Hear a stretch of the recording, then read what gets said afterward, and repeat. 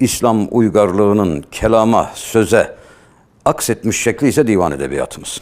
Diyebilirim ki divan edebiyatımız 3. Büyük İslam medeniyetinin sesidir. Bir uygarlığın kelama yansımış mesajıdır. Ancak Osmanlı sürecini tamamlamış, tarihe uğurlanmış, Kurtuluş Savaşı olmuş, Osmanlı'dan sonra kurulan genç Türkiye Cumhuriyeti'nde zamanın idaresi çok parlak olan geçmişin edebiyatını bir dönem için gözlerden uzak tutmak gereğini hissetmişlerdir. Bunu da anlamak lazım.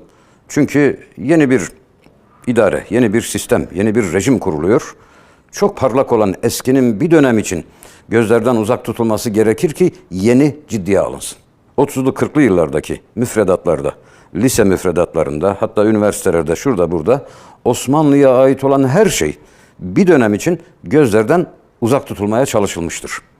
Bu bir devlet politikasıdır. O zamanlar için anlaşılabilir bir tutumdur. Yeni devletin, yeni sistemin, yeni rejimin kök salabilmesi için çok parlak olan eskinin bir dönem için geri planda kalması gerekiyordu. Bu bir politika.